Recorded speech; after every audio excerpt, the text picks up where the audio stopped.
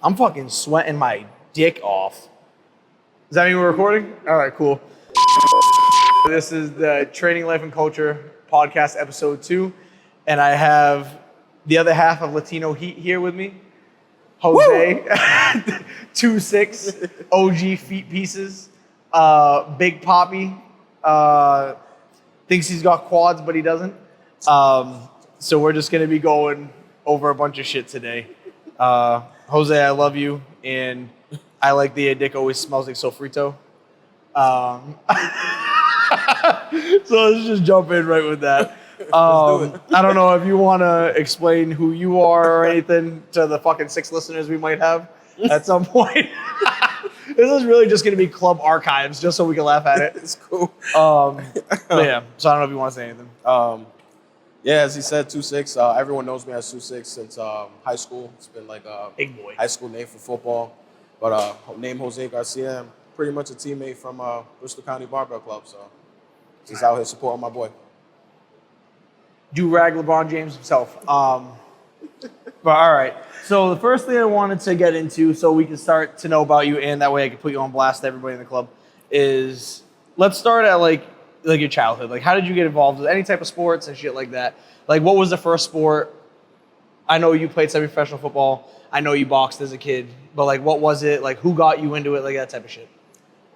I started playing like sports. It was more like football. And I would say more of my boy Tone. He was like playing football, and every time we would always hang around. Like, I was like there at the time. Because when he was playing football, season already started and whatnot, but I've always been a fan of football, so like watching him play, I'm like, damn, I want to play.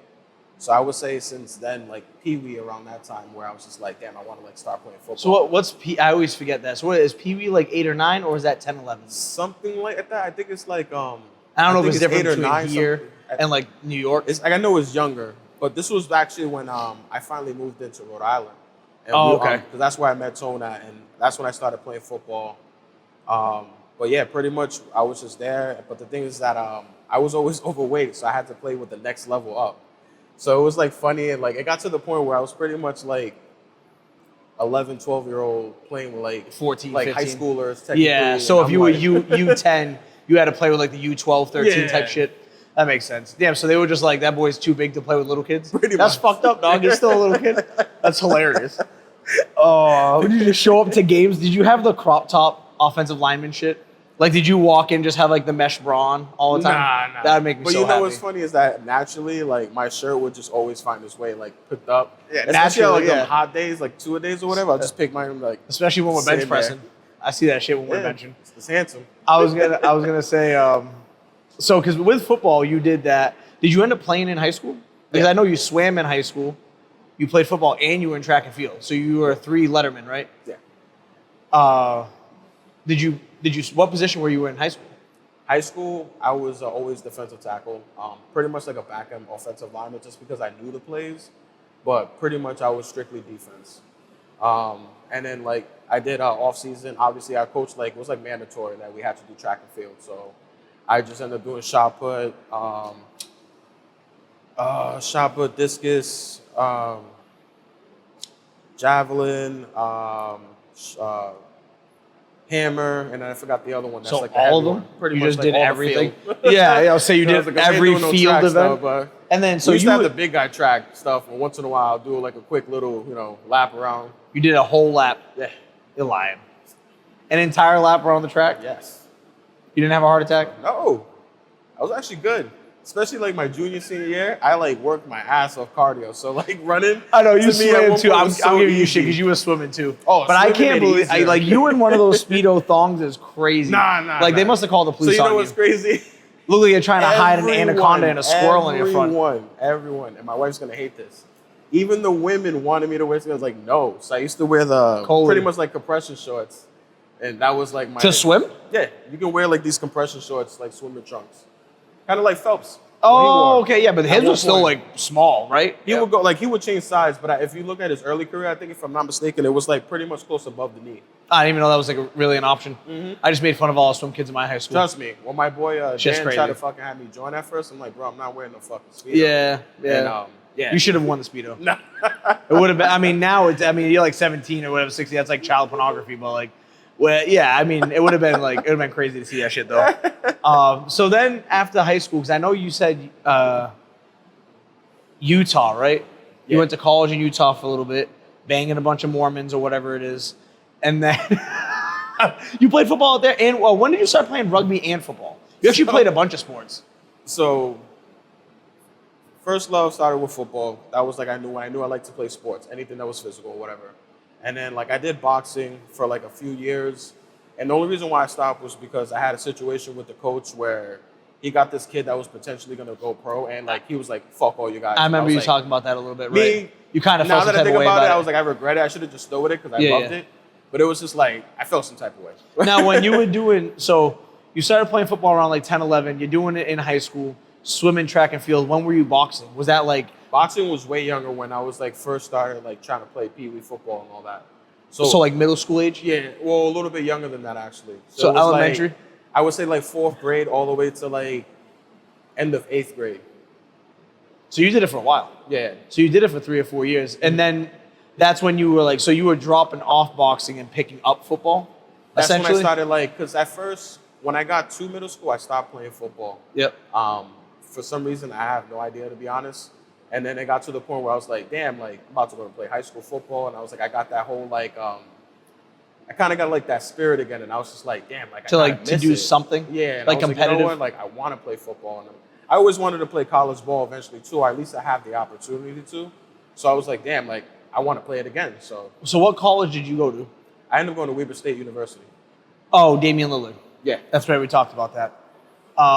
You didn't. Now, did you play football at that college? So when I got there, I was only able to play rugby, and the only reason why I played rugby was because my roommate, he kept like pushing me, a bunch of the guys too, but also I got there late when I came to registration, so I missed the walk-ons. Yeah. For fall. So what I did was that I ended up playing that just to stay in shape, stay active, or whatever the case may be. And then when it came to spring, I ended up doing the walk-on, made the walk-on team, and then went from there. And so you made the walk-on team for football? Yeah, I made the walk-on team, but then I ended up having financial situations, and then having to come back home. So I ended up remember that. Getting my associates in CCRI. A CCR. Yeah. Now, Rhode Island Community College they don't have football, do they? No, they have they like don't. soccer, I think. No, supposedly they were working on it at one point, but I haven't checked up on it. But back then, they didn't have Like none. nothing? They were pretty known for like their basketball team, but that's I was about gonna it. say a lot, like even like Bristol County College over here. They have basketball, and I feel like they have like women's soccer or something. Someone's gonna be upset with me about that. I don't fucking care. I know they have a basketball team for sure. But anyway, so all right, so then you ended up coming back home, finishing your associate's degree. Yeah. Because by the time I met you, which was obviously way later after college, you were still playing semi-pro football. Yeah. So when did you get back into semi-pro football after college and shit? A few years actually. I would say 2018, 2019. I got back into playing football, and because my boy kept always bragging to me, my boy Miko, he was always like, "Oh, you should play semi, da da da da." So and I used to always just brush it off. Till one day I was like, you know what, fuck it, let me give it a shot. And Yeah. we ended up just started playing. He had his own little team, so I was like, fuck it, I get to play a bunch of my boys that I played in high school with. So That's dope. So that was more so like, damn, I get to play like high school. Did ball Rhode in Island Central have their over. own semi-pro team? At one point they did, and then like a major one. They do have the Riptides, but this was like the second like major like football team. It was like the Rhode Island Cowboys. Okay. And then like I know I've that seen the was, Cowboy like, a jersey. major, like, That's big crazy thing. because you're a Giants fan. Yeah, And you got trust me, pictures bro. with a Cowboy So my jersey boy on. Miko's a Giants fan too, and I used to always bust his balls and be like, "How could you let this happen? Like, why didn't it just we're be the Giants?" screenshotting But that shit. Whatever, though. Every time you talk about the Giants winning the game, I'm just sending it. Bugging. But yeah, so you were playing semi-pro football with all that stuff. Because then by the time you got to me, you were interested in powerlifting, or you had already like powerlifted for a little bit, and you were like looking to get into it. Now, what led you to powerlifting? Was it football in general? Pretty much football. During football, like that's when I really got heavy into like lifting and trying to like pretty much like it was like a thing that I liked. So off season, like I used to always try and do my thing, whatever. The case When you may were be. in college playing rugby, did you lift then too or no? Yes, like even after practice, we'll go right to lift a little bit. Not That's too dope. crazy, but just to get more blood flow and whatnot. I was training more. It was more split into like a bodybuilder style in a sense, but like I was going heavy as like a power lifter in that sense. If that makes any sense. Yeah, no, I kind of get it. So like you're going in there, you're bench squatting and deadlifting probably. Yeah. But you're pushing like whatever the reps you're doing, you're just doing them as heavy as you can. exactly. Yeah, that's yeah. So pretty much splitting it up like that within days and whatnot. But high school, like I say, junior, senior year is when I really got into like lifting and trying to understand it, trying to be serious about it. That's cool. So Because I think you said one of your coaches is what introduced you to conjugate training in general, right? Joe Pascone, my boy. Was he a football coach, a rugby coach? He was our football assistant coach at the time, but he also did like High school? sports medicine and all that. Like, Oh, that's dope. he's like fucking very smart, bro. Like a lot of the shit you say, I'm like, the only reason why I understand it or even know about it is because of him. Dope. It's like That's cool. He throws me books just like you and everything like that. Dope. So but he's always introduced the conjugate method, but just never like super heavy against us because it's football or whatever. And then Well, it's also high school kids. It's hard because I'm assuming your high school didn't have like a dedicated strength and conditioning coach. No. You had football coaches, I'm sure. It wasn't like serious. Our closest, to be honest, was our coach Oki, who was a fighter. Like him and I say Coach Joe Pascone was like our main two like guys who like they would come in and they would help us with that. And they would just help it out. Yeah. Yeah, it's different though, because I mean that's why like to segue off that, like when you look at a lot of like high school kids, like even New Bedford where we live, right? New Bedford is the biggest high school in the state of Massachusetts. We're a pretty big state, obviously a lot bigger than fucking Rhode Island. But we don't have a lot of D1 players going. They're starting to now get strength and conditioning coaches, I've noticed, but it's not like a full-time strength and conditioning coach where they're normally there 40, 60 hours a week. Maybe I'm wrong. Maybe the last time I checked, it's changed since then, which I hope it did. I know they upgraded their weight room. But that's the difference between like D1 high schools up here, because we have the amount of kids versus like, you can't even compare it to Texas. There'll be like one high school with like 3 football fields. Yes. You know what I mean? And all of them, they have obviously like very serious football coaches. Not that the ones here aren't serious. I'm sure they're just as serious, just as knowledgeable, but then they don't have that strength and conditioning coach who's like, the football coaches pass them off and say, okay, when you're in the weight room, you listen to coach whatever, and you're going to get bigger, faster, stronger for the football field. Yeah. A lot of times it's just the football coaches going, hey, this is what worked for me 15 years ago, so this is what I'm going to have you guys do, and it never works out because then there's no like real discipline. The kids aren't in there. Like I'm sure even when you were going, it was like you and probably like a handful of other guys that did it like routinely. And then some kids would pop in and out and they'd be half-assed and shit. You know what I mean? So it's kind of shitty because like I feel like we have the amount of kids and we probably have the talent to be putting more kids to D1 colleges, not even just to make it to the pros, just get scholarships, get better education, bring it back. Not everybody's going to be that fucking NFL player. We all wish when we're kids, we all want to be. We all like to think that our sibling or our sons and daughters could be. But even if you can get your kid to a D1 school on a full ride or even a partial ride, and they can get their whatever degree in something to continue on with their life, it was worth it. Training was worth it. Football was worth it. They can make all these good memories, and we just don't have that. I don't know if it's probably the infrastructure. It's probably like the money, right? I would guess. I definitely feel like it's definitely something with the money.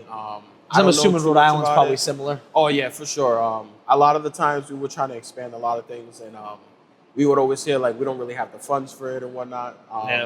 Honestly, going to my high school, classical high school, I felt like we were very lucky because, we didn't have like people, as in like, I wouldn't say dedicated because they definitely were dedicated, but dedicated as in like compared to like schools like in Texas, out in California, where Ohio, they have like those coaches that are like there, or they have programs where it's almost like all year round, whether you're suited up or not. Right. But we had like a couple coaches who were like that, especially our AD, like our director was always on our ass. And which is good, but when you only have that small minority of it, it's not the same as like, especially if parents aren't involved heavy. Exactly. Like that have the coaches back and they're like, hey, so it just kind of sucks because you like I can't see how New Bedford High, again, being the biggest high school by population in Massachusetts, how we don't have dozens of kids going D1 in different, and not just football. No. Basketball, track and field, girls, sports, and I'm sure there's probably more now. Yeah. But I just see how we don't have our turnover isn't higher. How don't we have that? We must have the kids. We have the amount of kids, so it must be the talent there. And you can't tell me that there's obviously kids there that are working their ass off. Yeah. But if they don't have the direction on where to put all that effort, it's kind of wasted. No. And it's kind of just always sucked. I've always thought about that because how many kids do you know, or even potentially you, could have really went D1 or even who cares, even a D2 or a junior college for football, right? I had to learn myself on how to recruit. Yeah. Like I had to put myself out there, and it kind of sucked because when I finally figured it out and how to do everything, shout out to my boy Frank, who actually showed me a bit too. Yep. He actually played in Syracuse. That's dope. He like legit, I started getting like notoriety like towards the end, and it kind of sucked because most of the time I was only getting like either a partial scholarship or they can help me financially, like financial aid wise, and then I could try to gain the scholarship just because of the whole last minute thing. Like they already shut down recruiting. Right. Closed. And like it's like damn, it's like the lack of like it just reminded me of the lack of knowledge on what we can do and how do we can expand to try to get at least a grasp of that opportunity. It kind of sucks. Yeah, and that's the thing is like not only do those schools have those people, but they have those resources and knowledge to pass down where they're already on kids' ass like, hey, send this in now, apply now, start sending your tapes or whatever it is. However, the whole I'm obviously not educated on how that process works, but you would think that the people in place is right. They're helping kids out. So that's I mean that's just a side note. It always kind of irks me because it's like that there's more potential out there, and like I know like in this city we have it. I know it's I went to high school with some of the guys. Some of the kids, they had the talent, didn't apply themselves, right? So that always sucks because it's wasted talent. Yes. And then you have the other kids that may not have a talent but are willing to apply themselves, but then they don't have the structure on like how to really train. How to really go out there and start putting yourself out there, right? They just have really good work ethic, which is still great because it's going to help them in life in general. But I've always thought of that, and it's just like, man, imagine if we had some sort of system where not only do we have a dedicated strength coach, that just shows like a certain level of seriousness. Like, oh shit, you have a strength coach on staff. And they wouldn't just work with just the football team, right? They'd work with all boys sports, all girls sports, and year round. In the off season during the summer, and I'm sure there's people out there that would kill to have some sort of position like that. I know a lot of high schools get around it where they have a strength coach, but they're a gym teacher. So they don't get to focus just on those extra sports where they have to be like the gym teacher all day. And then they have they're in season, it's winter, so we're doing these sports. It's fall, so we're doing these sports or whatever, it may be summer. So they can't really just dedicate the time just to that. Where like that's better because at least they're a gym teacher, they're there and they still get to do these extra sports, but they're still split, right? Having one person who's just like, they set up the weight room, they get every program ready for every student, they're able to take time and look more at like metrics. Okay, here's like where these group of kids are at, where we can move that. Anyway, that's just like more of like a side note tangent for me because I just always feel that where I'm like, man, like where could you have potentially have gone, right? With hard work ethic, where could a lot of our friends went? And some kids, they just get lost in like the game. They get caught selling drugs. They get caught doing dumb shit, partying, dumb shit like that. Like, I know two people that were like almost like New Bedford legends. One was like a New Bedford legend. He was part of like the '94 team when I was born, where they were winning the state championship in basketball and football, and he was a killer. He was getting recruited by Syracuse. It was Syracuse, Boston College. There's one more, and he gets popped just with weed at a party, right? Doing some dumb shit, like. And there wasn't someone there. I'm assuming there wasn't someone there being like, bro, like, just wait. You know what I mean? Weed will be there. Like, that shit's going to be there. Girls are going to be there. Parties are going to be there. Like, you getting recruited by Syracuse and Boston College. Like, those colleges produce NFL players. Yeah. You know what I mean? And especially you getting full rides, man. You can just get a degree, have no debt, and just go on with your life and be 1,000 times ahead of everybody else. You know what I mean? So that's always a thought of mine that I think back on once in a while. Situations like that too, it kind of reminds me of how some people are just like, where say for example, like you're like the big guy getting recruited or whatnot, and they're scared for being so like blunt and real, like instead of being like, no, Chad, don't do that. Yeah. For them to get kicked off and not get like part of that success or seeing it's like, yo, I'd rather you tell me the truth than to be all that bullshit, like be a yes man type of thing. It's hard. That's hard. But I'm not saying that situation happened, but like things like that, like I could definitely see that being a situation. Because it's not always easy, because sometimes with not being that yes man can lead to confrontation. Exactly. And a lot of people may not want confrontation, especially with their friends or family, right, that they're close with. So that's always something else. But that's why, like, even that circles back around to like powerlifting. That's why we can't lie to each other on things like squat depth. Like if you're high, you got to know you're high. You can't just be like, oh, you're good. And then you get to a meet and you're bombing out. And it's like, well, I could have fixed this problem 6 months ago. Same thing with like, pauses on a bench, hitching on deadlifts. Like we need to be there, especially as a team atmosphere, because you're not training by yourself. Well, at least you're not always training by yourself. I know you train at home by yourself sometimes. But it's like, that's the purpose of any team. Football, even like, we're a recreational sport in powerlifting, right? We don't get paid to do this. We ain't making money. We lose money. We're traveling to Maine this weekend, rented an Airbnb. We're spending money. We're going to have the family with us. So we're losing money, but we do it because we love it. Yeah. And we do it because it's personal development, all that other shit. But you can't have yes men around you in any situation. It sucks. And that's why sometimes it's hard, because even in here, I don't always want to, because I'm a fucking asshole. Because I'm constantly on top of everybody, and I don't always want to be. Sometimes it's funny, especially when it's Edson. But we need to be like that. That way there's no surprises, right? We can't just be kissing each other's ass all the time. Sometimes. When Jordan's drunk, for sure. That dude fucking gets crazy handsy. You know what I'm talking about, Jordan. But yeah, so like that's a complete tangent about like high school sports that I didn't even know we were going to go on. But something else I was going to ask, another thing, again, with the whole training life culture thing, ODB, J's on your feet. When did like hip hop culture hit you? Being from the Bronx in New York in the early 90s, I'm sure it was pretty quick. Definitely, from what I can recall, obviously stories that like my grandfather would always tell me, like rapping or like the Biggie song when he first appeared, when like Hypnotized came out. Yeah. And all that. I would say definitely around like 95, 96, because at that point, like I can remember like owning cassette tapes of like Biggie and Tupac. Yeah, right. Listening to Wu-Tang. I remember literally like my mom having a cassette player of the 36 Chambers. One of the greatest albums ever. What's funny too is that I wish I had to this day, but she actually had the purple tape from Raekwon, but like the actual purple tape. That's dope. Like the cassette tape you're talking about? Super fucking rare, because it was only a limited amount of purple ones.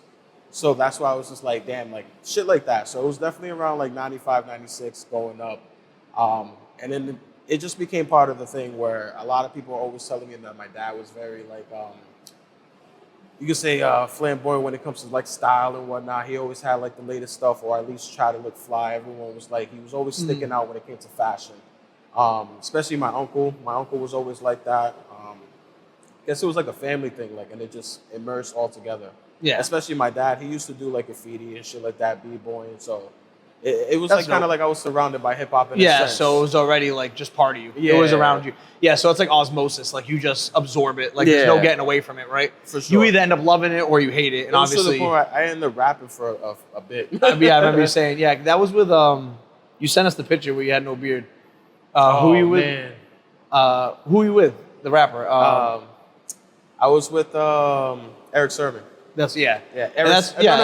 That was the other one. That was when I went to the DJ event. You're talking about when I met Joel Santana. There you go. And both are dope. Yeah. Both are dope. Eric Sermon's another one. I mean, just talking about rap culture in general, especially people who are involved in rap today, like the younger generation, they don't know about Eric Sermon, right? Yeah. You know what I mean?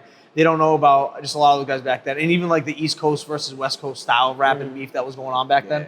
Because you like Hypnotized was like one of the first East Coast songs that had like real, like upbeat, like you wanted to dance to that shit. Because that was normally West Coast shit. Yeah, exactly. East Coast was always like grunge rap, like hardcore, and it still is. That still like represents East Coast rap. But West Coast always makes you want to like, everybody knows Tupac's California Party in California, whatever the fuck. What's the name of that song? California Love. Yeah, Jesus Christ. like that type of music, and he brought that over, which was pretty dope. Yeah. You know what I mean? So the fact that that's like your early upbringing, me being a little bit younger, who got me involved in hip hop was my stepmom. She loved hip hop, so she was always listening, and of course being a female, so she was listening to Missy Elliott. She was listening to Salt and Pepper, right? But she also liked like Eminem and shit. So like my first introductions to hip hop was a lot more of like Eminem, like 8 Mile. You know what I mean? I mean, the movie, I was already a little bit older, but I have like his first 3 albums. Eminem's first 3 albums. So that shit, I probably shouldn't have been listening to that shit. Yeah. That shit's crazy. But I had the one, was it Slim Shady with the blonde hair on the cover and all that? I had that one. I used to fucking play that show. There was and then I still have these CDs. I have my Busta Rhymes CDs, my Das Effects. Who else? I have a few. You threw me off guard when you told me you listened to Das Effects. Yeah, I mean, just because like they're known, but not a lot of people listen to them. Though. Yeah, so when I was like, oh shit, this guy listens to them. And again, I got to credit that to my stepmom, who had the albums and the CDs, and that's what I was listening to, like Gangstar and all that shit, like from back. And I still listen to them today, and I actually like them more now because I was growing up in the early 2000s culture. So I was like, nah, this is the rap. Like you had all, and I still love all early 2000s hip hop. But I have more of an appreciation now for that 90s, even like the later 80s hip hop. Because like if you really listen to it, you're like, okay, like this is like real rap. This is like when poetry was involved, like shit like that. Like it was really cool. But how did you get so you got your start by listening to it like that. But when did you start getting involved in like getting kicks? Like when did you get into the sneaker game? Sneakers was more so at one point in my life. Let's just say that my mom was living a type of lifestyle that I was pretty much fortunate that I could get things like that. So, but I was never always asking for something like that. Yeah. You know what I mean? But it was like so accessible. And then like my uncle, he would always like talk to my mom and whatnot. And we'll talk about the latest Jordans. And this was like popping when like the East Bay magazines was like showing. Oh, I used to love the East Bay.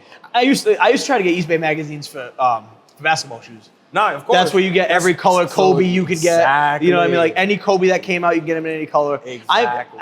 East Bay is still around, no? They got to be. They actually closed down a couple years ago. What? Yeah. That's crazy. I thought they'd be around forever because they, yeah, that's nuts. But go ahead. Yeah, East Bay magazines and shit. So pretty much like always seen like, because I didn't know about like 23isback.com. And honestly, I think that came more back when maybe around the 2000s. So I was more so like focusing on those magazines. I would see the latest Jordan there, or I would listen to like like watch a recent like hip hop magazine or something like that, like Double XL. Yeah. Double and XL. they will show like Jordans that are about to release in this month. Yeah, that was the. I think it was like towards the end. Yeah, you would see them in the back. That was just the like the advertisement pages. Yeah, yeah, and a lot of times they would even because they had obviously all the rappers on the front cover. Yep. But they would show sometimes like you could see even just the rappers, like what J's they were wearing. You're like, oh shit.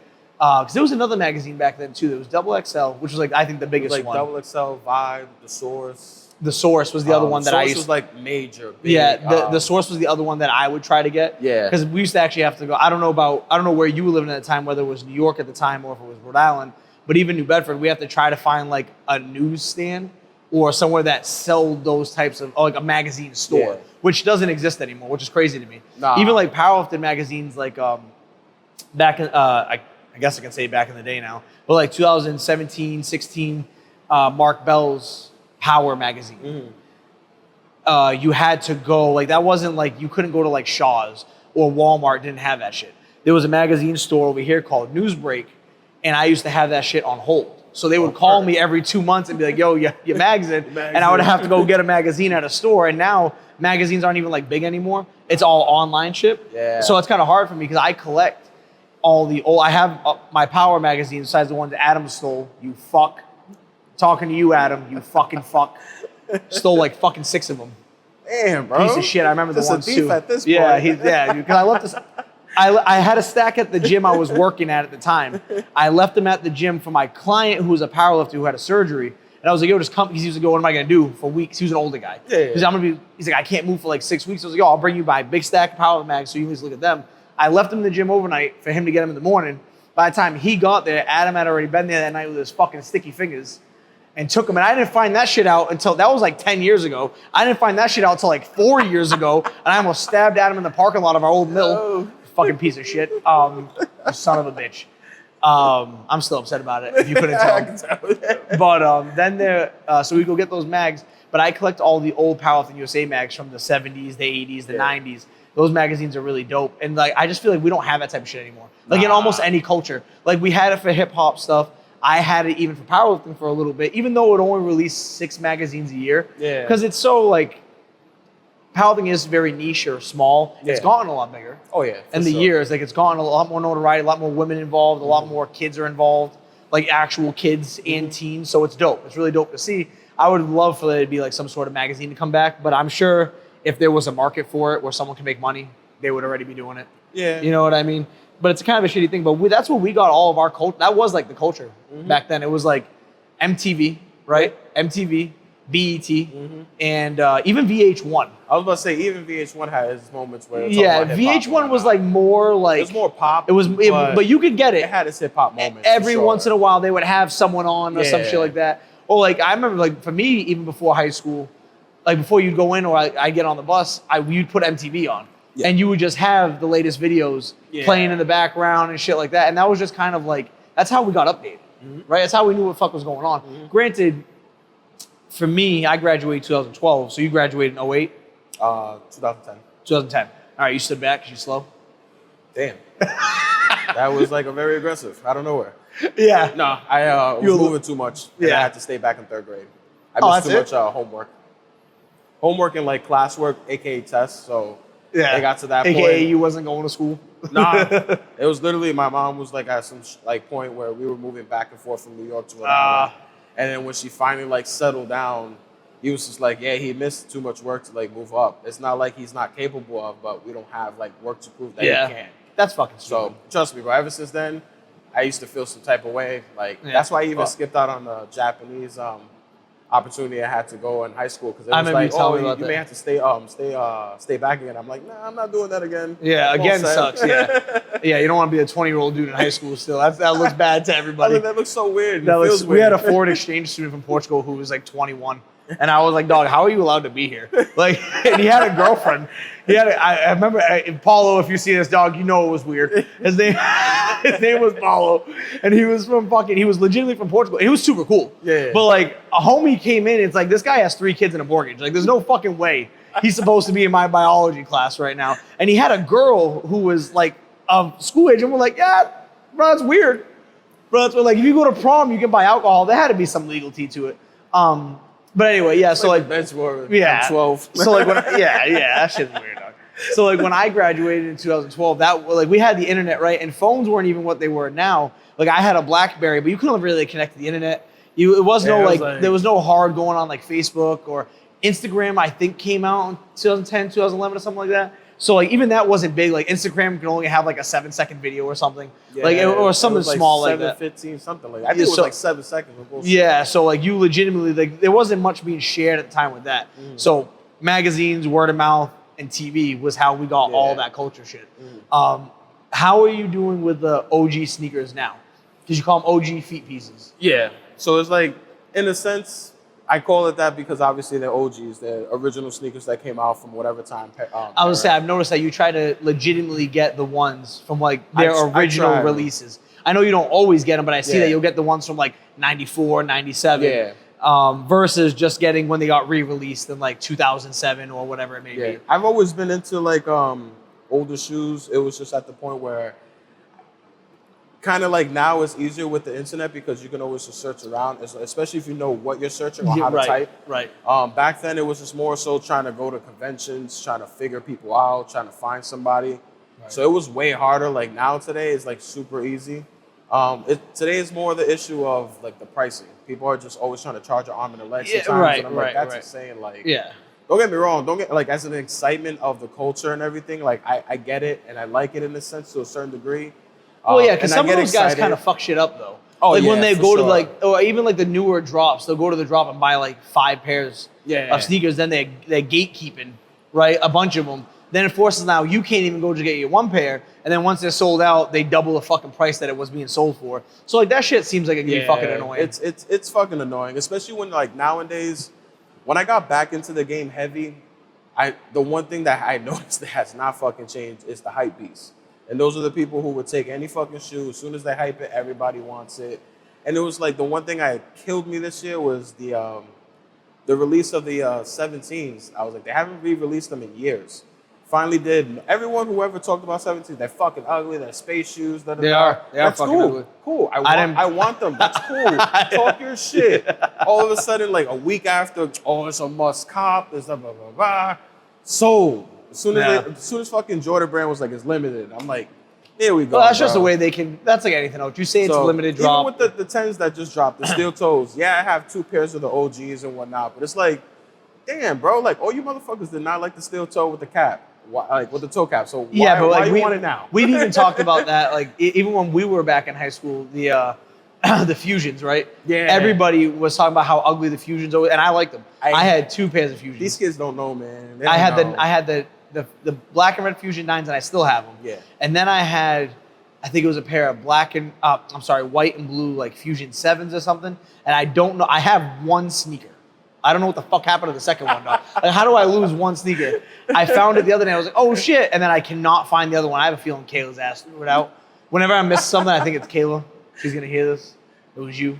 That's why I tell Goalie, don't wash my shit. Yeah. Every time something But you got goes like missing. shadow boxes and shit. Like you got all your shit like kept like in a room. I seen that. You need that. You got like put I like have a to, lock and bro. key. But question, how do you keep your kids from touching all that shit? Honestly, they don't really touch it except baby Jose. Well, he's So still young. I know he's gonna be like a little sneakerhead because there's times like I'll take a nap and he'll just be having my shoes walking around and he's like, his shoes, and I'm like, bro, what are you doing, bro? Like, no wonder you're falling everywhere. You can't fit them. Yeah, you're wearing a size 8. But most of the time they don't really touch them. If they do, it's more so asking like, oh, look at that, like that's nice. It's your shoes, and I'm like, yeah, it's your shoes. You want to see it? So how do you stay? Because if you think about it, right, you're in a lot of like subgroups, right? You like powerlifting, obviously. You powerlift. Then you're in the sneaker game. You're sneakerhead. Then you still obviously are very heavy in rap, which we've been blessed in this past month. Yeah. We got the 3 album, the Alfredo 2, Crips. The clips, Clips. so be it. Yeah, they dropped an album, which was I felt like out of nowhere. I didn't think they were still around. They were talking about it, but like the way it was talked about, it was like, all right, it's up in the air. Who knows? And then all of a sudden, boom. So Yeah. they did that on purpose, which Yeah. is masterful. Good But, shit. Yeah, I and then like it. we got our boy Benny the Butcher. You know, Yeah, he he dropped had a good another summer one. It album. wasn't Shot and Stab 2. Yeah. That's why I was telling Chris, don't compare it to Shot and Stab 2. Compare it to more of a solo project where you want to hear Benny doing Benny. Yeah, because I was gonna say because this didn't, and I've only listened to the album I think through twice. Like I haven't really put a lot of time into it, but it didn't seem like 38 Special was too heavily involved in this one. No, like there wasn't a ton of side features. This was more so his thing or whatever. So he can because he has Summertime 1, obviously. So this was more. I always get this mixed up, but I don't know if it's an LP, EP or whatever. That was more of his thing. Yeah. But I usually with him and 38 Special, they do something. It's the Shot and Stab, and I think once in a while he'll do the Black Soprano Family, like any like mixtape of that sort too. Yeah, as well. yeah, that's what. Yeah, I mean, even when and then Conway the Machine, obviously, when they were all that whole shit. But there was all that shit going on. But all right, so you're in like those 3 things that I know of. I don't know if you're in. Oh, you anime, right? Yeah. We're both into anime. You a lot heavier than me, Edson. We know you're the OG anime guy. Fuck's sakes, he's gonna hear this and be all upset with us. He's like, I'm the anime. Yes, you got me into it. Blah blah blah. Anyway, so like then you got another subculture of like anime, right? And I think maybe I'm wrong. I might be confused with somebody else. Don't you like WWE wrestling too? Yeah, like the old school Attitude Era. Yeah. Very heavy in that bitch. So you got a lot of like little different subcultures. How do you like stay involved with that? And like what makes you still like it as an adult, right? Like being involved in all this and not letting like family and kids and work get in the way. Honestly, I feel like a lot of the stuff that I like, it brings me back to a point in my life where I was just like super happy. Like it just brought nostalgic. back it was just like very like, damn, I remember these times or whatever. Like even playing video games. Like I like playing video games late at night from our era.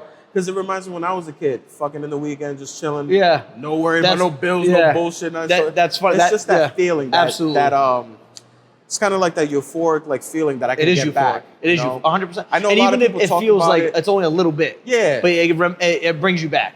And honestly, like I kind of try to like in a sense kind of instill it to my kids. That way they can like, I don't separate myself from them, but they can also be involved in it as well. So we can kind of stick together. That's the best way. If you're involving your children, right? Because it's so hard to really, I mean, us being parents and anybody who's a parent is going to feel that. Like you work, right? You need to support your family, you need to put food on the table.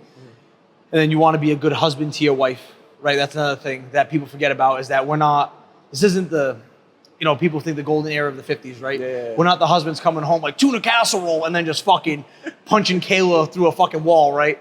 We're trying to still be good husbands, be present fathers. So it's hard, especially to have that time for ourselves, but we need to learn, at least I've learned, and I've been thankful that Kayla is with it, that like we need our time to be good so we can be good for everything else, right? So we can be the father we are trying to be, so we can be the husband we're trying to be.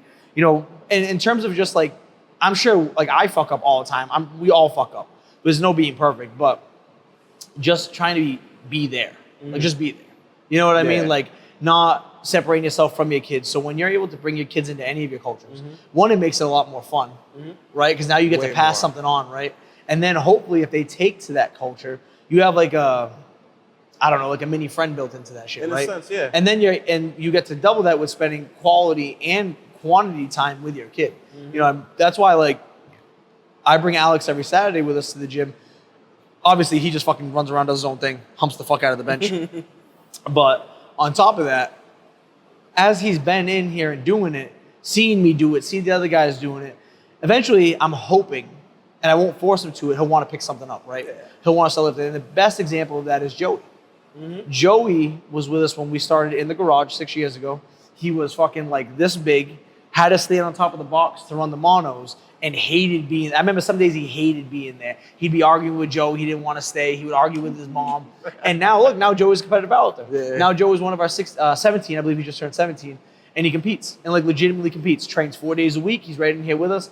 Like puts that work in. So that's like the type of shit that I'm hoping my kid has. And if it's not the weightlifting, the powerlifting aspect, maybe he gets my love of hip hop music too. Yeah. Maybe he gets my love of like I like old Pokemon games. Like I've been playing Pokemon since it came out. So like even when the new drops come in, I get that same nostalgic feeling you're talking about. You see it drop, you're like, yo, I just gotta go get it.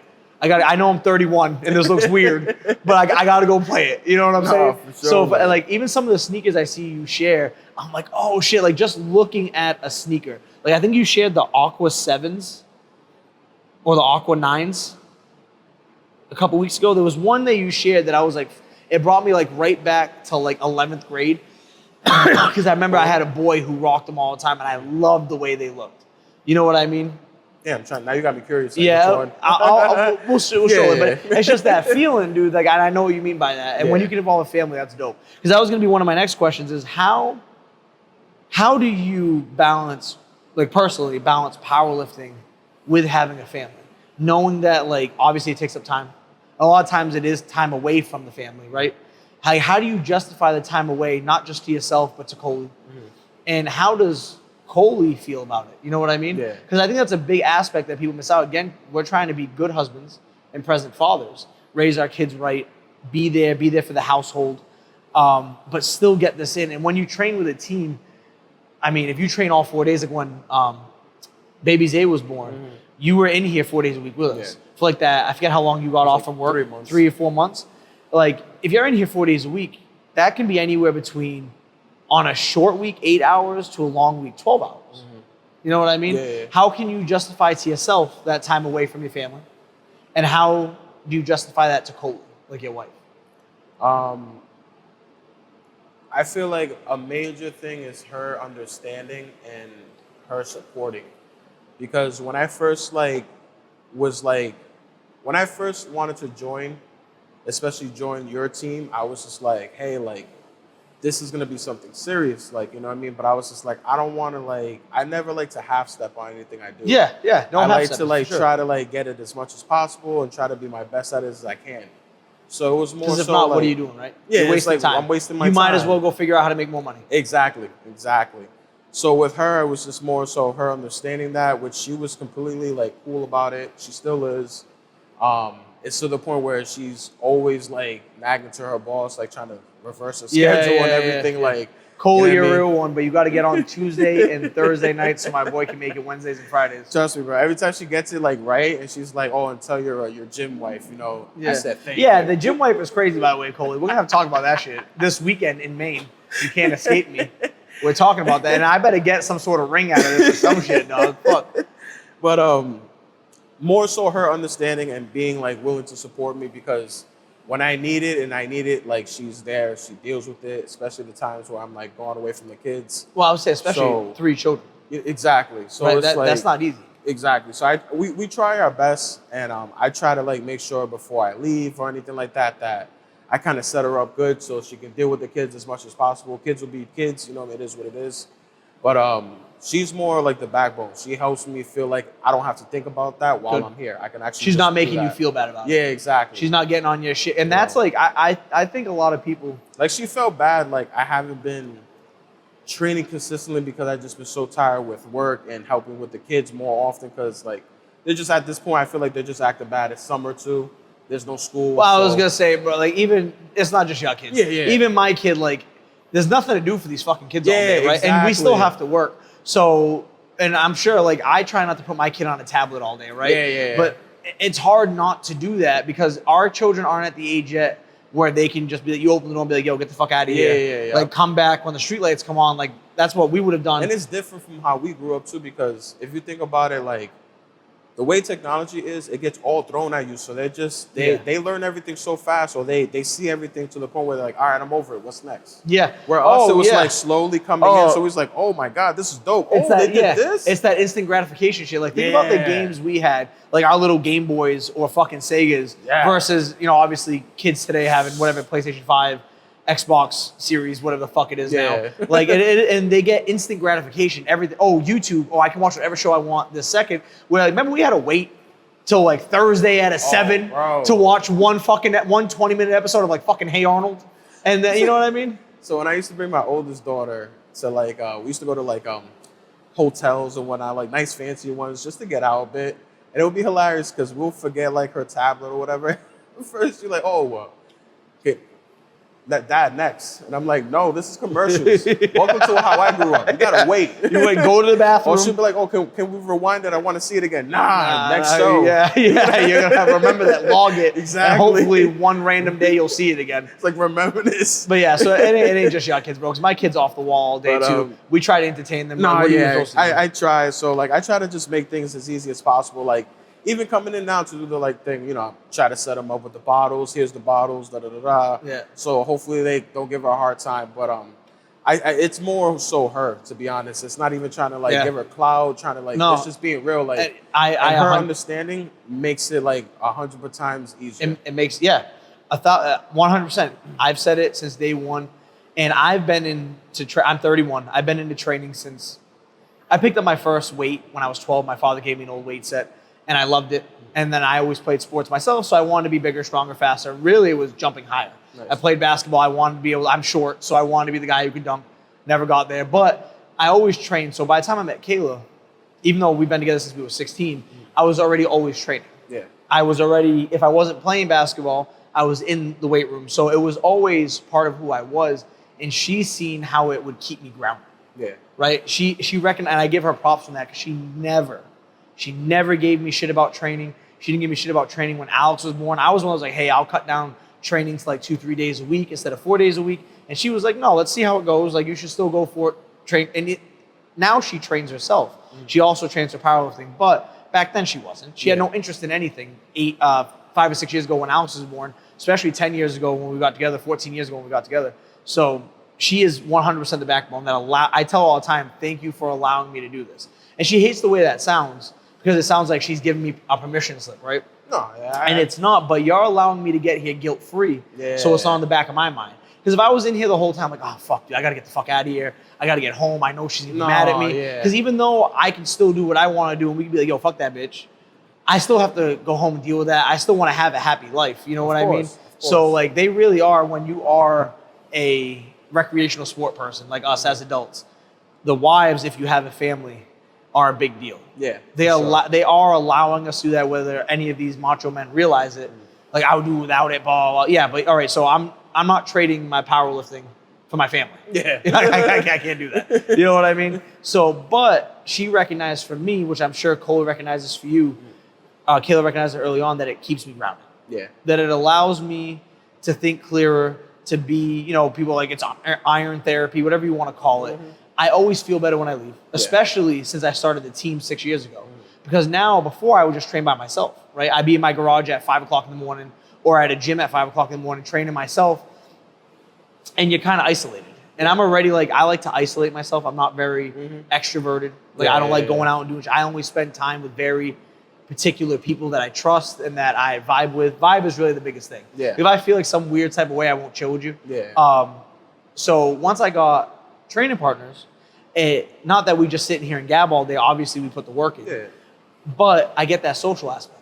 I don't feel like I have to go out to bars or feel like I have to go out with my boys on the weekend to get away, because I get to do that while doubling it with training. Yep. So I'd like to think that's how a lot of us in here are.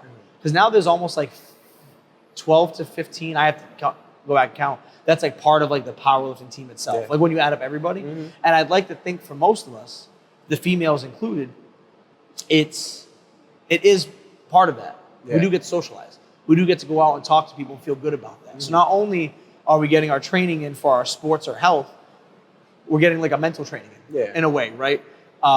Some days I leave here wanting to rip my steering wheel off because you guys fucking aggravate me so bad. But that's not every day. That's just like when Edson uses straps on his deadlifts and it pisses me off. Or if Jordan says he's pausing a bench press and he's not. Yeah. Like just those two in particular have been fucking riding me up a wall. You fucks. I was like, what the fuck did I do to get you pissed off? No, these motherfuckers. I had to literally have a conversation. Were you here? No, it wasn't this past. It wasn't yesterday. Yeah. The week before, Edson put his fucking Versa grips on, and it makes me so mad. Oh, I remember. I was there. A quick side note, because this is still a powerlifting podcast. If you're a powerlifter and you are training a movement for strength, fuck your straps, unless you have a torn bicep or a torn hand. And or if it's deadlifting and you hook grip. Because if you hook grip, you can't do that gay shit he's doing. You can't do that for fucking 15 deadlift sets. The skin is gone. Thank you. Because Adam was like, just hook it. Yeah. Well, I'm like, bro, my thumbs hurt right now. The problem with Adam, besides stealing my shit, is that Adam deadlifts like 400 fucking pounds. All right, so like you can hook grip 395 for fucking 5 sets. He was doing back down to 8s. He was like, just hook it, Jose. And I'm like, no, my thumbs burned. I feel like I cut them. Yeah, and like the skin tears up. So that's why actual hook grippers, some of them will like warm up with straps on. Yeah. And then once they're really good with their hook, they'll just do their top sets. With a hook, that way when you go to meet, you're good, right? You have the practice there. It's specific. I stopped wearing straps because of your ass. Yeah, I know. But the only reason... But more so now, so what my implementation for it now is more so, I used to like, nah, I'm not going to switch grips. But then I'm like, you know what? It's more so this is the building muscle phase, getting that stimulus. So I'm like, you know what? That's when I started doing the whole switch grip. I'm like, whatever, as long as I can get this. But I feel like I'm going to just start using straps in if I'm wrong or if you don't want me to, please step in. But it's more so like, all right, maybe I won't be able to get this like raw dogging it with my hands. Yeah, so let me put this in because I'm gonna actually max it out. Here's my 2 cents on that, right? So one, no matter who you are, I think you should be doing double overhand deadlifts warming up. Yeah. As far as you can go without failing. That's what I have. Because you want to try to strengthen because if your double overhand grip gets better, hook grip will get better, mixed grip will get better, no matter what you pull with. Even your strap deadlifts will be better because your hands are stronger. Yeah. Having stronger hands isn't gonna hurt. Especially in powerlifting and combat sports, which is what we do here. You're fighting somebody in MMA, especially grappling, right? Wrestling or jiu-jitsu, Muay Thai even. If you have a clinch on someone's fucking neck and they feel like they can't get away, that's a bad day for them. Yeah. Because now I can beat the fuck out of you. Or in deadlifting, if I'm not worrying about dropping my deadlift ever, I can approach the bar with more certainty, right? So here's the way I look at it. Double overhand as far as you can. If you are a legitimate hook gripper, like you, like Adam, I think that's it in the club right now. You and Adam. I know Handsome Matt was also hooked. He was a hook. Now he's a fucking golfer. Homo. Love you, Matt. But you guys are legitimate hook grippers. So for you guys, if yous are going to do your strength back down sets, like when we do like deficit stiff legs or stiff legs in general, for you to put on straps, that makes sense because you're saving your thumbs. That's why I don't give you shit. And the reason why I don't give Joe shit is because Joe has 2 torn biceps. Yeah, like 2, bro. So a lot of times for him, if I can just get him, because he doesn't want to do hook, he refuses to do it, he doesn't like it, fine. I also don't like hook. I did it. It kind of fucked up my deadlift because I'm used to breathing at the top and bracing. When you're doing hook or strap deadlifts, that's the other thing. If you're someone who doesn't use straps on your top set, so you breathe and get strong at the top, grab and then go, you have to change your deadlift setup because now you can't do that. You got to work on getting yourself strapped to the bar, then in a position you're not used to, breathe and brace. So that's why I get upset with that because now you're taking yourself away from the specifics of powerlifting. You're changing your form and setup. Yeah. And I don't know. I honestly don't know what it is. Like Edson, I know does it because like his excuse was, I'm doing reps. Yes, that makes sense for bodybuilders, 100%. The mind to muscle connection, the stimulus. And if we were doing high rep lat pull downs, dumbbell rows, even barbell rows, high rep barbell rows, you'll see me throw straps on because now I am trying to do it for a hypertrophy muscle building stimulus, right? And that now I don't want to be limited by my hands. Because my hands will give out before my back muscles give out. Now, if we have versa grips or straps, we don't have to worry about that. For hypertrophy, makes total sense. I'm not shitting on bodybuilders. They don't need strong grips anyway, even though they should. They don't need it. We as strength athletes need it. We will always be limited by our hands. Even in strongman, even though they're allowed to use straps, look at a lot of their training and they do so many different implements. They will try to avoid using straps unless it's very specific situations, right? So, not to go on a tangent. If you're someone who has torn biceps, I'll let you, especially on back down sets of reps, let's mitigate the chances of you hurting your bicep again. Obviously, we can do the form technique and load, but at the same token, we can get in sets of 5s and 8s on our back downs easier. Joe's got my pass on that. Anybody who has torn biceps has my pass on that. Someone who's an actual hook gripper has my pass on that because that is how you set up. Because of a hook gripper, you have to set up like you're using straps. You get down there first, get in a position, then breathe and brace and go. I do not hook grip. So when I go down, I'm already braced and I get used to that brace at the top. Then I grab, take my last bit of air and I go. When I have to go down there with straps, then set up, I kind of get thrown off. I don't feel like I get a big enough brace. I don't feel like I'm as strong as I would be. So that's where, I hate to keep throwing you on the bus, Edson. That's why I was screaming at Edson. Because Edson is also not a hook gripper. And when we do our back down sets on deadlifts, it is for strength. It is to increase our actual deadlift because we are power lifters that deadlift in a competition. So I don't want him using straps because A, let's get your hands stronger, right? B, let's not alter your form going into it. Why are we this is more chances to get more practice at our setup. Even if it is a stiff leg, obviously it's a variation. But you still get to practice your setup. You still get to practice that breathing, bracing, the rooting of your feet, that whole thing. So that's why, like with straps, I shit on certain people and I get upset with certain things. Or the other way is like if you've torn your hand open, like if you're like legitimately ripped open, I'll kind of give you a pass on that. But even me, maybe I'm a fucking idiot or a piece of shit. I've ripped my skin off my palm and I just tape it. And then I go to my normal grip. And in between sets, I'll tape it again. That way, I'd hate wearing straps. It automatically makes me deadlift less because that's not how I normally deadlift. You know what I mean? So then I'm like, fuck that. Like, I'll just tape my hand or super glue my hand. And it's not because I'm hardcore or trying to be tough. It's just, it actually is my easy way out because I don't have to learn straps. You know what I'm saying? Certain things make sense for straps too, like getting off topic of powerlifting, like strongman competitors, obviously not shitting on them. Those guys have the strongest grips in the world.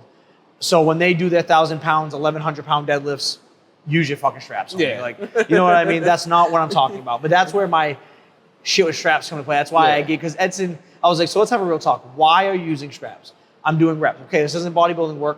This is strength work. So we're not necessarily trying to feel the mind to muscle connection.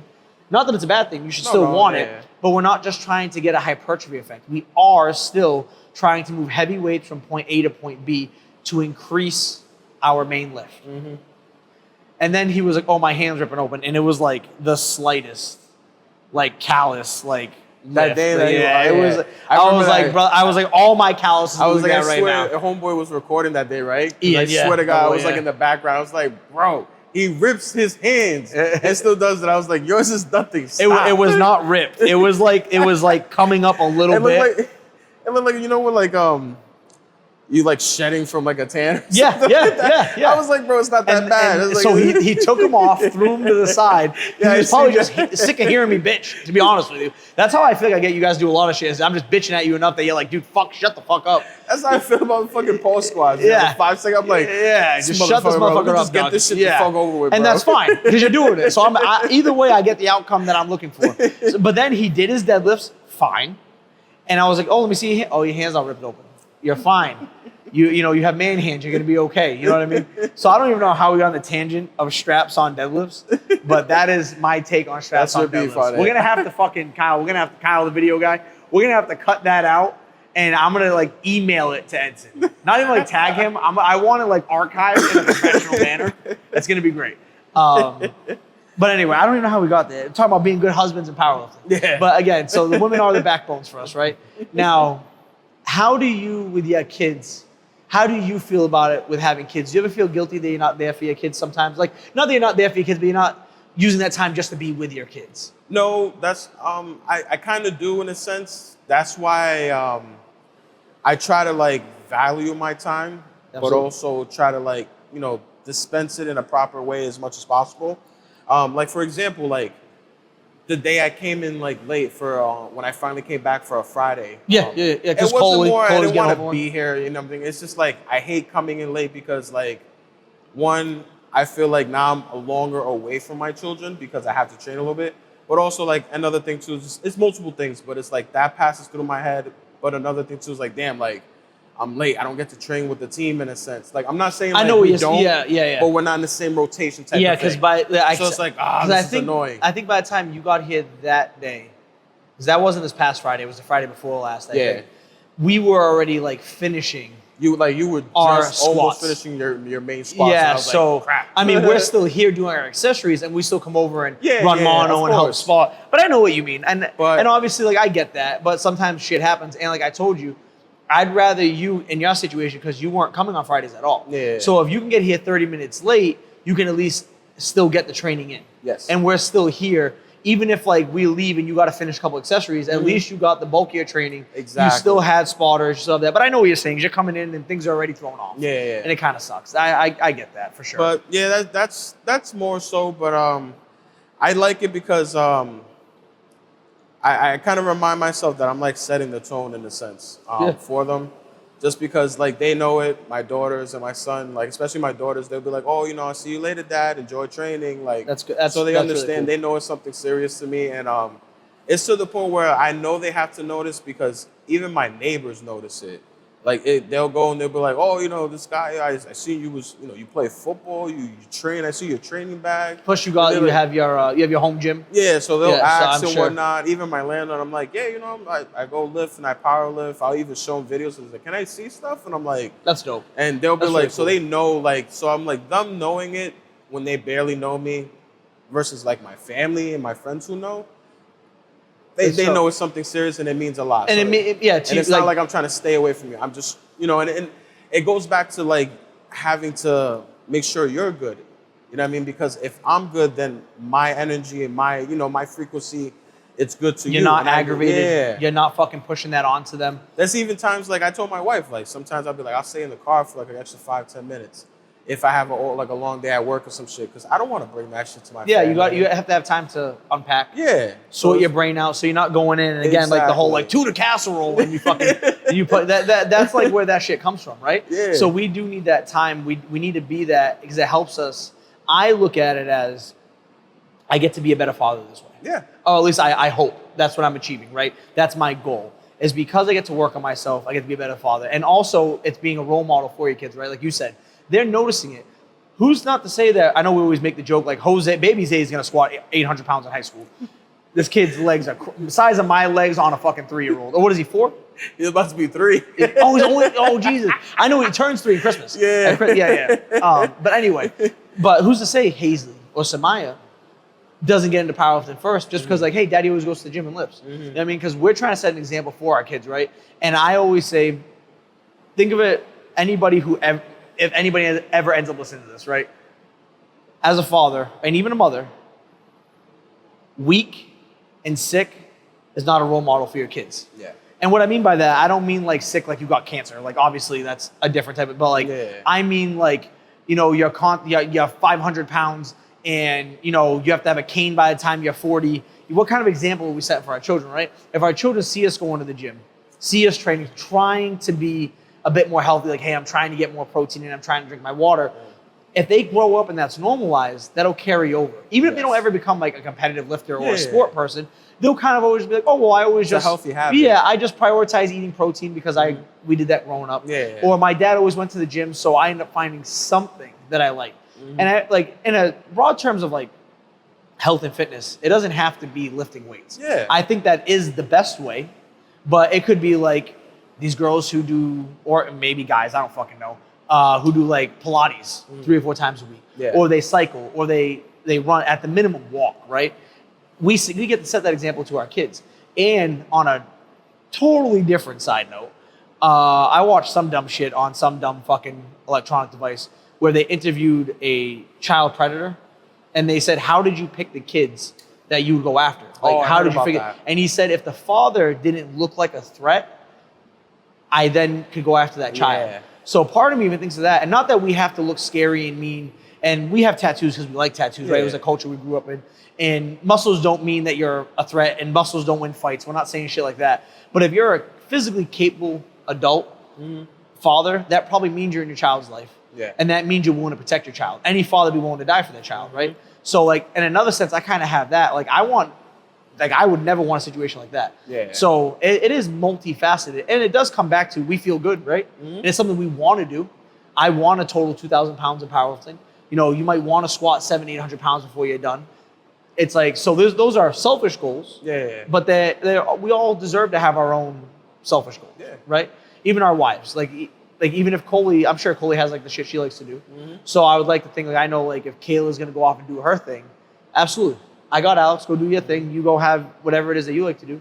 It just so happens that in the past year or so, Kayla's like to train herself. So she will go off and train. But we have to be there in both ways, right? No, of course. And again, to beat a dead bird, this allows that. Of course. I think that's a big deal. No, of course. I agree 100%, man. But so I got that. So we went over that. Being part of. Oh, so like one of my, I guess, not in closing, but one of the last things, two things I want to tie it in is like your road to powerlifting, which we kind of touched, which was like, you know, you were lifting, coaches kind of got there. But how did you find, like, how did you know you wanted to powerlift? And once you got into powerlifting and then you found us, right? How did you get to powerlifting? And then what does it mean to you to be part of the club? And what do you feel like you yourself bring to the club? And there's no wrong answer here. It's more curiosity for me. What made me, like, obviously when we spoke about earlier, like sports and whatnot, so I was, in a sense, I was already a fan of the gym. I was one of those dudes that anyone who ever knew me, I was always big, but I was always active. It wasn't like I was just, you know, just sitting on my ass, just bullshitting or whatever. You probably just ate like shit and didn't know anything. I know it's funny as fuck. I want to laugh, but I'm like being serious. Like my eating habits was just shit. Yeah. You know what I mean? And the more I spoke about it with you, and more realization started coming into play. Like this is the reason why, because it wasn't like I wasn't doing shit. Yeah, you don't play 3 different sports in high school. Yeah. And then play 2 different sports in college. Exactly. And you know, but because something's got to give, right? So the activity was there, but a lot of times, what does that break down to? That's like our parents never taught us healthy eating habits. You know what I mean? Like, because they weren't taught it or didn't care to learn once they got older. Like now that's where it's like our duty to try to like start passing that down. But go on. No, yeah, and it got to the point where I stopped like training out of nowhere. I was going through some shit in life with my ex, just, you know, financially, all that bullshit. And it wasn't until like COVID hit where I was just like playing with my oldest daughter all the time, and I was always, I'm tired, and I'm just like, I would always sit there like in the middle of the night, because I'm like a night owl. I stay up fucking late for some reason. And I'll just sit there and I was just like, yo, like, damn, bro, like, you tired? Like, at the time, I'm like, I'm only 29 years old. Fuck you mean you're tired? Is that like, when you started getting your home gym in the spare bedroom? Yeah. So remember, you started with like a power rack in the spare bedroom, right? Sounds crazy as fuck, yo. Like, I literally had a whole power gym on my 3rd floor. Yeah, that's crazy. So, and then eventually you were able to move it to the basement. Yeah, well, that house, I ended up moving to a different house. And the house was like, the 1st floor was like a finished, like, full-out basement. So that was pretty cool. I ended up getting a rack in there. I had to get them like custom cut because the ceiling wasn't high enough. So I got everything set. You know, that's when I knew it was serious, because I was actually like putting time and effort, flipping like fucking gym parts, because gym parts at the time were going for same money. COVID. So during COVID, so I would find shit. I wasn't like charging people like an arm and a leg. Yeah. It was more so, let me see if I could get my money back and maybe like an extra $50, $100 so I can add it to this next thing. Yeah, well, that was the whole point. Like, we would do it, like, people were doing that before COVID. Yeah. That's how I amassed this entire gym. Yeah. It wasn't just before, obviously after COVID as well, I was getting more and more, but before COVID, used weights were 50 cents a pound. Oh, yeah, of course. Like, sometimes 25 cents a pound. When you told me that, when I used to show you, like, oh, is this good amount or this is good? I'm just like fuck. I'm like, for now, today's prices, because back then, when you would tell me the price, I'm like, damn, bro. It was just, all you fucking flippers during COVID fucked shit up. Every one of you fucks. And I got into multiple arguments, like, through Facebook Marketplace where like people, I was like, because I would see someone buy something, it was the same exact post, and then they would buy it, it would be say sold, Yeah. and then they would post the same fucking picture and double the price, and it's a different person, and I'm like, you ignorant fuck, you just went and bought this and flipped it. Like where if I buy it, it's because we're gonna use it, right? And I was trying to, at the time, I already had like the original group. I had like Joe, I had Ryan, Chris, Jay, the guys at the time. So I was always trying to find the next bar for us, the next piece of equipment that I felt was necessary. Obviously, like none of this extra shit's necessary, but I love it. But they fucked it. All those fucks fucked it for us. Trust me, bro. I hate every one of them. So I eventually, like, that's when I knew it was serious. I wanted to, like, at least get back into, like, lifting, getting right. So during COVID, I contacted my coach, my old high school coach, Joe Pascone, the one that got me into conjugate. He actually informed me more about it. So he started giving me Louis' book. And then he was putting me to that kinetic, like the jumping and all that stuff, like being explosive. Plyometrics? I forgot the book's name. It shows like it looks like a matrix person, like green, and it has like, I forgot the name, but I know if I show you, you will definitely see it. But it was pretty much training how to be like explosive, and transferring it to honestly anything in life. Yeah, right. So he was putting me onto a bunch of things. I shout out to my boy Tommy Cole too. He was also another dude that was like in high school that I went to play football with. He was a savage linebacker and fullback, like beast. He's actually used to coach people in the Olympics, and he was like helping me out during COVID too. Like, you know, the knowledge that I had got from him was like super like appreciated, because I bet this was shit that like he would have charged people, or like he was training Olympians to do so. So I got more into it, started getting serious, and then I was just like, damn, I like this, I want it. Like, this is like something that I could see myself doing it. Even if I can't compete or whatever, I can still get to the point where I can do these lifts till fucking day I croak. Yeah. So, I mean, yeah, because you can do the power lifts without being a power lifter. Exactly. Right? Because there's still good foundational movements to do that. So really it was like during COVID-ish time where you started realizing like, hey, I'm not in the shape I want to be. Yeah. I don't have the energy I want to be. And it was your kid, playing with your kid made you realize that. Yeah, like that's where. So just one more reason why being a father, this was important. That's cool. Yeah. I didn't know that. So that actually can't. I've known you now for years and I didn't know that part. Nah, yeah, so that's dope. It fucked with me. It fucked with me a lot. So that's when I was like, I gotta get this shit right. I gotta like at least do something. Started slowly building up my little home gym and whatnot. Got to the point where it is now, and then obviously it got to the point where I was like, damn, I want to like join the team, because I used to see like teams or like teammates who they may not be necessarily in the team, but they train at the same time, same gym. Right. So they will have that team training atmosphere. Partners in general, right? So I'm like, damn, like it'll be nice to have that. Like, well, especially someone coming from a team background, right? Yeah. You played team sports. Exactly. It's nice to have other people there when you're training for multiple reasons, but it's just good to have other people there. Of course, exactly. And I mean, don't get me wrong, like I've told you before too, like I'm an introvert, I don't mind, but it's definitely a different atmosphere when you have someone there with you. Yeah. So it was one of those things where I'm like, damn, I don't mind having that. And then I was just bullshitting, always checking around. Matt Gill ended up posting one of your articles. And then I was like, oh shit, you know, I read it, boom. He was just like, and then, because he always talked about you, but never said your name or showed me you. So I would be like, all right. He was like, yeah, I got a boy who'll be trained. And then I'm like, oh, word. Matt came to us around the time, came to me. Red Matt's a fucking psychopath. I love that guy. He's a fucking crazy fuck. He came to me because of, you know, Big Ryan on Monday. Yeah. They're both in the union, the carpenters union. The different types of carpenters, like whatever. But they came because he was like, yo, my boy Matt, he wants to powerlift. He's played sports. So that was like right before COVID hit. Like, I mean, like maybe a couple months.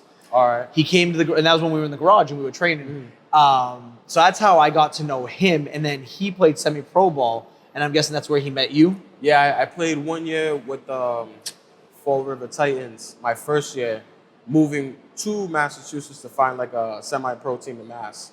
And they were the closest, obviously, because at the time I was living in Fall River. So I ended up playing with them a little bit, and I ended up meeting him and shit like that. We got cool, like, off the rip. First practice, started talking. It got to the point where we had to remind each other, like, yo, bro, we need to shut the fuck up and, like, practice. That's funny. But, yeah, like, he was telling me about you a little bit, and then all of a sudden... so that was, like, your first introduction to, like, Bristol County Barbell Club? In a sense, yeah. Like, he was just like, yeah, I got some, like, my boy, like, he's like a coach, bro. He trains me. He does all this. He gets me right. He's been helping me with boxing before, da da da. So I'm like, all right, like cool. And then it wasn't until he shared the article, and then I'm like, all right, cool. Like I'm just reading in the article. I'm like, I was already like always browsing into Elite FTS, so I'm like, Yeah. cool. Let me see. I didn't know people actually put articles in there. I thought it was just like you had to be a part of their team. Yeah, I Like- was like out in outs- Ohio type of thing. Yeah, I was an outside columnist. Yeah. Shout out to Sam Brown. Anybody who follows, Sam's the one who convinced me to start writing, and I have articles saved up. That's a whole different thing. But I wrote, I think, five articles for Elite FTS. So Nice. Matt shared one. Yeah. You read it, obviously. So I read that, and then I'm like, all right, cool. And it was a part where it literally said that, oh, like located in New Bedford. I'm like, I'm in That's- fucking New Bedford. I'm like, what the fuck? Okay, so you were living in New Bedford at the Yeah, time? so I'm like, oh shit. That's and then dope. I was like, yo, he gotta have social media. So I Yeah. put my whole IT hat on. Yeah. I was I like, remember when you oh. found me on Instagram. So I found you. Then obviously you posted that, like looking for being. I'm like, and that's when I talked to the wife. She was 100%. I'm gonna support you in it. Do it. Go ahead. Dope. Like so. Because that was you, like one of your first, I think your first day, I remember it was trap bar deadlifts, and Yeah. it was me, you, and Big Ryan. Yeah. And that was in the old mill, and I think that was like, You told me not too long ago. You guys just. I think that was like opened my up. first training day in that mill. I think we had been there for about a week just getting shit in. Yeah. And I think that was I know my first training day was the deadlift day that you came to. That's crazy. So you came we've been in this current spot for 8 months. We were at the other one for 2.5 years, almost to the dot. So that's 3.5 years ago. Yeah. So 3.5 years ago was when you started training with us. So then my last question that I have on this fucking massive rant that Kyle's probably going to want to kill himself editing was, what do you feel you bring to the gym? Like, what do you, because that's a big theme I'm going to have with this podcast going forward. Well, all of our teammates, because it's not just going to be, I'm going to interview the combat guys. I want to get the women in here eventually as well. And I want to make it a theme of not just what we can do for you, right? Like, obviously a gym's a gym, a coach is a coach. You kind of already have a perception of what's going to happen, right? You go to a gym with a certain outlook, you get a coach with a certain result in mind. But what do you feel like you bring in? Because it isn't always just what you can take, right? I'm pretty big on what I can get people to give back to the club. And that doesn't mean to me with like money and things like that, but it means like, what are you bringing for the culture, the atmosphere? I'm big on culture. Like, I want to make it a certain thing. So where do you feel like you bring something in? I honestly, instantly, that comes to my head is the energy. And what I mean by the energy is when When you're trying to fight me mid-bench press set? something like When that. you ball up your fist when Michaela's doing a fail squat? And you're like, That you better shit was fucking get this next one. And he's about to punch us. And I'm so like, that's what I'm saying. Like, I bring that energy. Like, I see, like, I love when you guys are like about to do some shit that you most likely never did, touch some weight that you never did. Right. Because I want to be that voice that's behind you. Like, fuck, this guy is yelling at me, and it's like, I gotta get. He's this gonna shit. beat me up Like, if I don't get this? I gotta. Like, Yeah. you know, even when it comes to like the slang shit that I say, like, oh, it's same set, different. yeah. Same shit, different You set. even had you know, Joe for a let's get long filthy. You had Like, Joe for a long time yeah, yelling, bro. "Get filthy!" Yeah, let's every go, time you did bro. something. Like, so I would 100% agree to that. I think you bring really good energy. I think Adam is someone, even though he steals my magazines, he brings really good energy. Like in the set, right? Yeah, like for in the sure. set, like when it's Hell time to yeah. lock in. You guys, I can always hear you. I can always hear Adam, and I always hear Joe. It's kind of hard not to hear Joe. Yeah, for sure. We love Joe. You can hear Joe 6 blocks away. Oh, trust me. When Joe yells, I'm like, oh, shit, I gotta get it. It kind of scares me. It I a little gotta bit. get it. I'm like, if I don't get this, he's gonna kill me. But I think also what you bring in isn't just that. It's, I consider certain people. So for me, on my perspective, right? Obviously, like mentioning Joe. Joe is pretty much the number one training partner I've had for 6 years. And that's because, and what I mean by that is he came in 6 years ago when I was just in my one car garage stall, and Joe has made it to, I would say, 96% of training sessions I've done. And the times he doesn't make it, it was because he's legitimately sick or it's a family thing, right? I was just about to say that's the only time I ever hear him skip. And that's how I feel about you. And I feel you have, this is the way I think of it is I have generals, right? Like I'm trying to be the head of the army in the sense of like I help the programming. I'm the coach in a sense where I'm trying to get everybody right, but I can't do everything, right? Yeah. And a lot of times you have to have your generals who, like when the new dudes are coming in, you guys are setting the tone, right? Whether that could be getting on someone's ass or helping. Hey, I seen you doing this, because I can't coach everybody every second. Especially you see it like on Mondays. We got the powerlifting group going. Then I got the MMA guys running around, and then we got Michaela, who might be by herself that day. I got to wrap her knees against or help her out, watch her squats.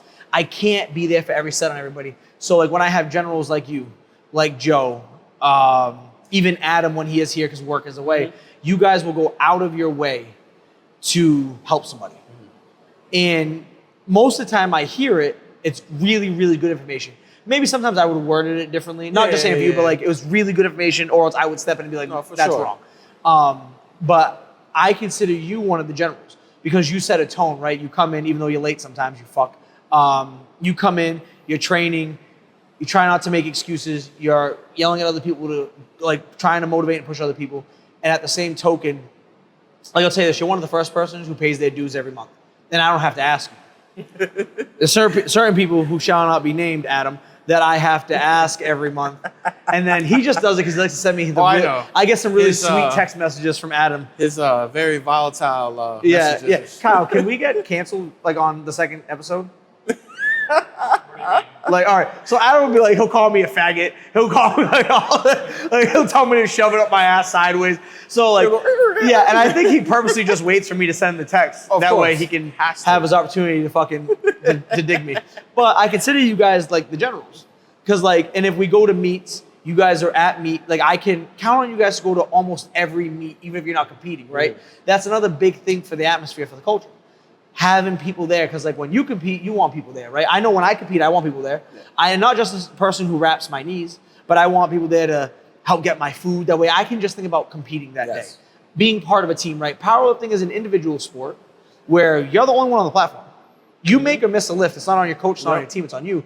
But facilitating that is the team sport. It's like any combat, right?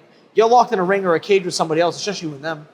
But you had a whole team that helped you get there, right? The village, whatever the fuck it is, takes a village. That's the way I view us. So like I view you as one of the generals because not only have you been here for a while now, going on 4 years, if I had to do the math, going on 4 years, you show up ready to help people and screaming at people. And that's like a big appreciation on my end because it helps to develop the club, right? So that's where, yeah, you bring energy, but I think you bring more than that you don't realize. Like you're not just trying to suck your dick over here or anything, but that's like the honesty. Things I wish you to show up late and not on Fridays. I mean, on Mondays and Saturdays. Oh, Saturdays you don't really show up late. I'll give you, it's Mondays. Because you like take that side of the road nap on your way home from work. Yeah, this guy. I know you do, dog. This guy makes his claims. But so like I like the showing up late, and I wish you could be here for all 4 days. But I know that's a family thing. That's another reason why I don't get on your ass about that, right? Well, so other people, I have kicked people out of the gym because they won't show up all 4 days, and because they tell me I'm going to commit to all 4 days. Yeah. And then you show up 2 days out of the week, 1 day out of the week. Well, you're out now because you said you would commit to 4. When you came in, you said, I can commit to these days, and you've committed to those days. And when you can get extra days in, day off of work, or Coley got the day off of work, you can come in. So that's where I think you're really most valuable, is you're consistent, and you show up time after time ready to help people. So that's where I think you bring to the club from my perspective. Appreciate it. But is there any closing words you want to give? Wu-Tang's for the kids. Wu-Tang's for the kids. Plug yourself. Where can our 3 listeners, who's probably going to be like your mom and like my aunt, can find you? You can find me on Instagram, 26TWO6_lifts. And if you're into like the sneaker culture or anything vintage or whatnot, you can always look me up on IG as well with OG_feet pieces_47. And yeah, let's go from there. Yeah. Us, Bristol County Barbell Club. It's like Bristol_County _. Just Google Bristol County Barbell Club. Don't make my life harder. That's where you find the gym. That's where you're going to find a lot of like the videos we're making going forward. I'll probably make a page just for the podcast. I don't know. I'll defer that information to my video guy, Kyle, who I've referred to multiple times. But this is the Training and Life Culture podcast, and we're finally all done because I have an extreme amount of swamp ass right now because this is a 90-degree fucking gym. And this guy is 300 pounds, so I know he's got it too. But we're out. Fuck you, mother. Oh, God.